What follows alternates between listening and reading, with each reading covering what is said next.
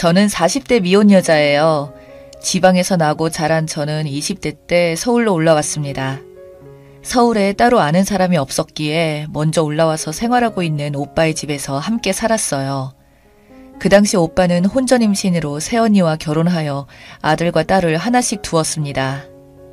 새언니 눈치가 보였던 저는 집에서 잠만 자고 나왔고 오빠 집에서 식사 함께 하지 않았었습니다.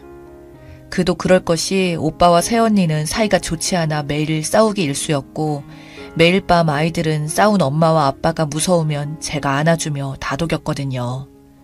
그러던 어느 날 새언니가 부부싸움 끝에 집을 나갔어요.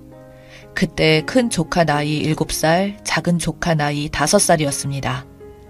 하루아침에 엄마가 없어진 조카들이 너무 불쌍했습니다. 그래서 제가 엄마의 빈자리를 채워주기 위해 아이들 삼시세끼 밥도 해주고 유치원도 학교도 다 챙겨보냈습니다. 한 번은 큰 조카가 밥을 먹다가 고모, 우리 밥 해주기 힘들지 않아? 아니, 안 힘든데 왜? 우리 엄마는 우리 밥 해줄 때마다 밥하기 힘들다고 밥 조금만 먹으라고 그랬거든. 새언니가 오빠랑 싸우고 나면 아이들한테 화풀이를 하고는 했는데 그럴 때 그런 막말을 했었나 봅니다. 그 어린 아이들이 무슨 잘못을 했다고 마음에도 없는 그런 말을 해서 아이들에게 상처를 주는지 아무튼 전 제가 조카들의 엄마라고 생각하고 열심히 키웠습니다. 새벽 6시에 일어나 아침에서 오빠랑 아이들 먹이고 출근 등교시키고 저도 회사를 갔습니다. 그리고 아이들 하교할 무렵에 집에 가서 기다렸습니다. 아이들이 빈집에 들어와서 쓸쓸한 마음을 느끼게 하고 싶지 않았기 때문에요. 학교에서 돌아온 아이들 씻기고 저녁 먹이고 오늘 있었던 얘기들도 들어줬습니다. 당연히 학교 부모님 상담도 제가 직접 갔죠. 오빠는 제가 아이들을 챙기니 고마워했습니다. 그러던 어느 날 요즘 일하느라 애들 보느라 힘들지? 미안하고 고마워. 아니야. 오빠야말로 일하면서 애들 신경 쓰이지? 그래도 내가 같이 있으니까 너무 걱정 마. 그래서 말인데 점점 애들 밑으로 돈도 많이 들어갈 것 같아서 지방으로 가서 장기로 일을 하게 될 것 같아. 월급이 지금의 2배는 되더라고. 너도 있으니 회사 그만두고 애들 좀 봐줘. 괜찮겠어? 오빠 너무 힘들지 않을까? 내가 내 아이들을 위한 건데 난 괜찮아. 오빠는 그렇게 일을 하러 떠났습니다. 오빠의 말대로 저는 회사를 그만두었고 아이들을 챙기는 데 최선을 다했습니다. 사실 당시 회사에서 만나던 사람이 있었어요. 그 사람이 제게 1년 뒤 결혼을 하자고 했었는데 제가 없으면 남겨질 조카들이 걱정이었습니다. 그래서 청혼을 받아들이지 않았습니다. 너무 사랑했지만 헤어졌어요. 그 사람을 잊기 위해서도 아이들 챙기는데 더 많은 노력을 기울였습니다. 어느 날 큰 조카가 화가 잔뜩 나서 들어왔습니다. 왜 이렇게 화가 났어? 무슨 일이 있었어? 아, 고모는 몰라도 돼. 친구랑 싸운 것 같은데 무슨 일이야? 아, 됐다고. 세월이 흘러 아이들이 사춘기에 접어드니 저랑 말도 잘 안 하고 밖에서 싸우고 들어온 얘기도 잦았습니다. 아빠라도 가까이 있었다면 큰 조카 키우기가 조금 수월했을 것 같은데 남자아이라 그런지 정말 어렵더군요. 말을 걸어도 대답도 잘 안 하고 제가 뭐만 해줘도 짜증내고 너무 어려웠습니다. 그래도 둘째 딸아이는 애교도 많고 저한테 엄마라고 부르기도 하면서 살갑게 굴긴 했어요. 하루는 큰 조카가 하도 싸우고 와서 둘째 조카한테 오빠 요즘 왜 저렇게 화만 내고 싸우고 오는지 아냐고 물었더니 친구들이 엄마 아빠도 없고 고모랑 사는 고아라고 했다네요. 상처되는 말을 하니 아이가 마음이 아팠나 봐요. 그래서 제가 섣불리 다가가면 안 될 것 같아 오빠와 얘기를 나누었습니다. 어쩌겠냐. 아이들 눈높이에서는 사실인걸. 오빠, 그러지 말고 애들이랑 같이 지내면서 할 수 있는 일을 찾아봐. 내가 아무리 잘해줘도 난 그냥 고모인가 봐. 애들이 마음을 다 안 내놓는 것 같아. 근데 그게 참 월급을 포기해야 하나. 돈도 좋지만 애들도 생각해야지. 그래, 미안하다. 내가 조금만 더 있다가 갈게. 여기 계속 있을 순 없지. 조금만 더 벌면 될 것 같아. 아, 그래. 오빠 항상 몸 잘 챙기고 애들이랑 더 자주 통화하고 해. 알았지? 저는 아이들의 사춘기를 온몸으로 받아냈습니다. 다행히 치고받고 싸우진 않았지만 그 외에 모든 어리광들을 받아내기가 사실 쉽지 않더라고요. 어느덧 아이들이 자라 고등학생이 되었고 그간 저는 정말 아이들만 생각하며 생활했습니다. 그런데 갑자기 세연이가 나타났습니다. 집 나가던 그때 그 모습에서 나이 40 먹은 모습으로요. 아가씨 잘 지냈어요? 제가 잘 지냈을 것 같아요. 언니는 잘 지냈었어요? 저도 힘들게 살았어요. 애들 보고 싶어서 왔어요. 애들 몇 시에 와요? 이제 와서 갑자기 애들이 보고 싶어서요. 애들이 얼마나 힘들게 자랐는데. 친구들한테 엄마 아빠 없는 고아라는 소리까지 들으며 마음에 상처를 가득 안고 자랐어요. 난 그 상처 받아내느라 얼마나 힘들었다고요. 아가씨, 나 아가씨한테 그 역할 해달라고 한 적 없어요. 아가씨가 좋아서 해놓고 왜 생색이에요? 언니, 지금 그게 언니 아이를 20년 넘게 키워준 사람한테 하는 말은 아닌 것 같은데요. 아, 그냥 단도직입적으로 말할게요. 오빠랑은 얘기가 다 됐는데 애들 이제 제가 데려가서 키우려고요. 그동안 애들 키워줘서 고마워요. 네? 애를 데려가신다고요? 누구 맘대로요? 애들한테 의사는 물어봤어요? 나 애들 엄마예요. 애들 키우느라 고생한 건 아는데 이제라도 아가씨도 아가씨 삶을 살아야죠. 아니, 애들 데리고 어디 가서 지내시려고요? 내가 애들 키우느라 얼마나 힘들었는데 애들 데려가서 잘 키울 수 있어요?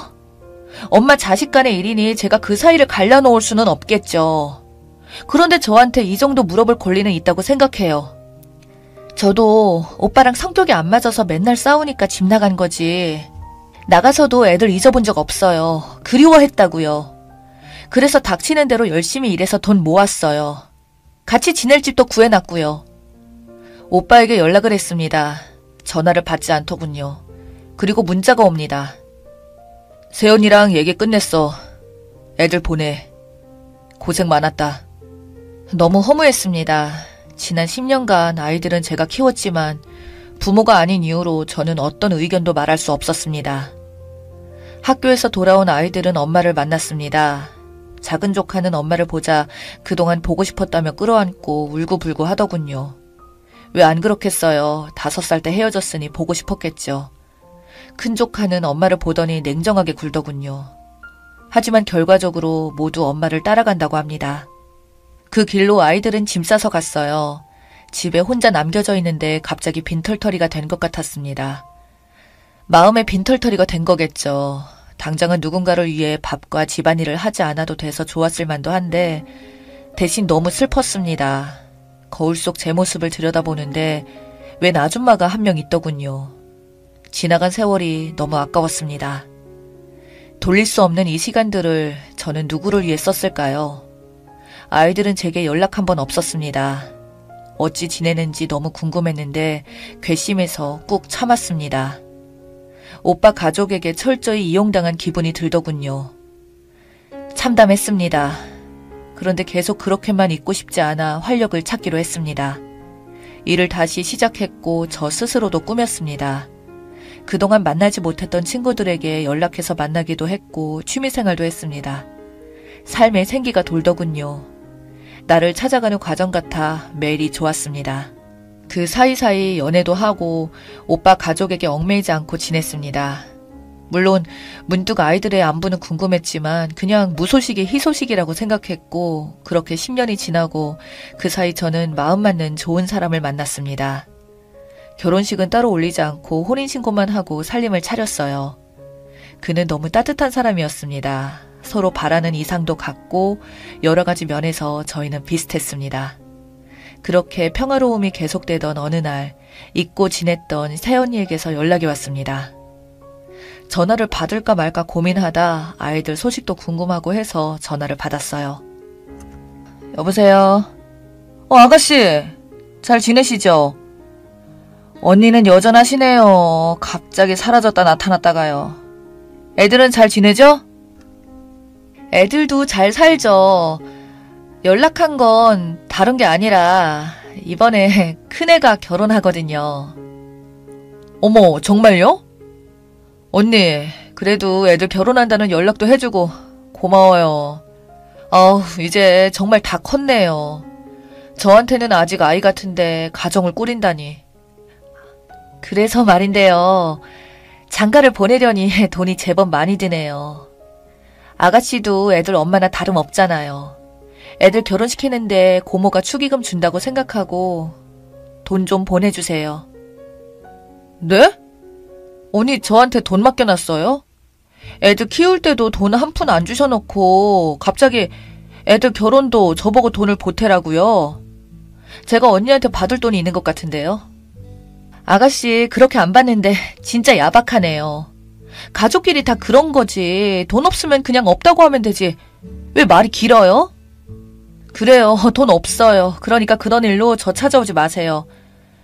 결혼식은 언제 해요? 식장에 가서 축의금은 할게요. 됐어요. 오긴 어딜 와요. 안 와도 돼요. 오빠도 안 올 테니. 오빠 안 간대요? 왜요? 오빠한테 물어봐요. 다른 살림 차렸는데 오겠어요? 그 길로 오빠한테 전화를 했습니다. 오빠는 이미 10년 전 일하고 있던 지방에서 다른 사람과 동거 중이라고 하더군요. 가만 생각해보니 제가 아이들을 키울 때도 오빠 가족들은 저만 빼고 그들끼리 연락하고 지냈나 봅니다. 저는 이용만 당한 것 같았습니다. 물론 생활비는 오빠가 한 번도 빠짐없이 보내주었지만 지난 세월이 너무 억울해서 변호사를 찾아갔습니다. 제가 지난 일들을 얘기하며 혹시 새언니를 대상으로 양육비를 청구할 수 있을지 하고요. 물어보니 가능하다고 하더군요. 하지만 승소 확률은 보장할 수 없다고 했습니다. 그나마 긍정적으로 볼 수 있는 부분은 새언니가 가출을 한 것이며 그 이후로 단 한 번도 연락 없이 아이들의 양육에 소홀하고 금전적인 보탬도 하지 않았다는 것이더라고요. 청구가 될 만한 것들 모두 모아봤습니다. 증거들은 넘쳐났기에 모으기 어렵지 않았어요. 소송이 시작되는 걸 알고는 새언니는 아가씨, 훈이 좋은 일 앞두고 이래야겠어요? 아들 결혼하는데 돈 한 푼 안 보태주면서 나한테 돈을 뜯어내야겠냐고요. 정말 이러고 싶어요? 언니, 제가 돈을 뜯어내는 게 아니라 언니가 해야 할 일을 제가 대신 했으니 그것에 대해 보상하라는 거예요.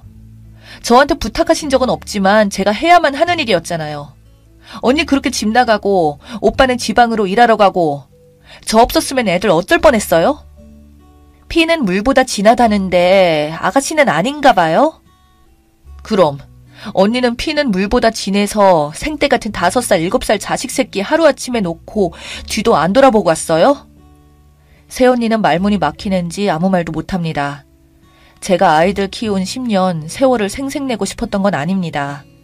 새언니가 다시 돌아왔을 때 진심을 담아 그간 고생 많았다는 말만 한마디 했었어도 제가 이러지 않았을 겁니다.